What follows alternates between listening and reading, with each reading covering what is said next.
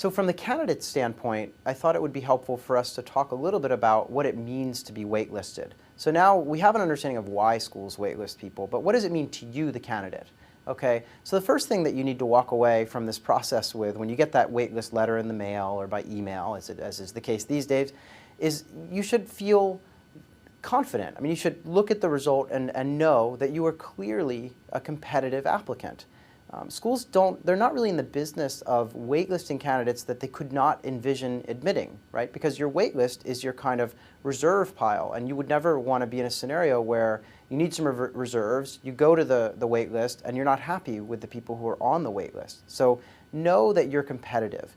You would not have been waitlisted if you weren't, okay? So the admissions officer can absolutely envision you as a part of the next year's class.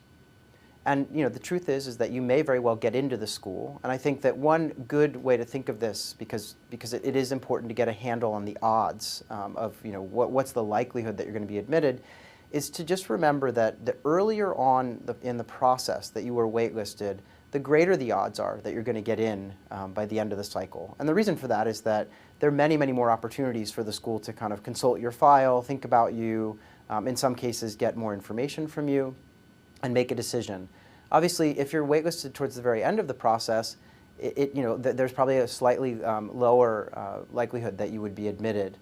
But again, you should always keep your chin up and know that you're competitive and take this in a positive way where possible.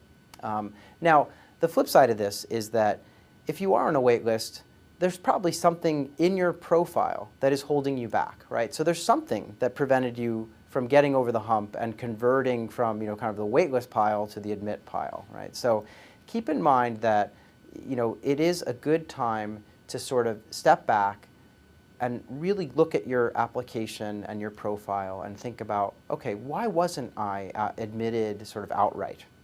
So you can, and the reason that this is worth addressing or thinking through is because if you don't know why you're a waitlisted candidate, then how are you going to develop a waitlist strategy and communicate sort of improvements to your background to the school?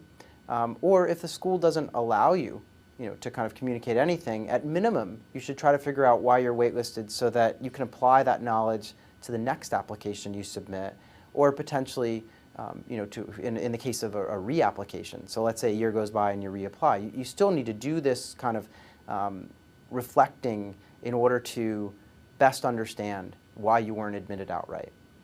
Okay, so think this through.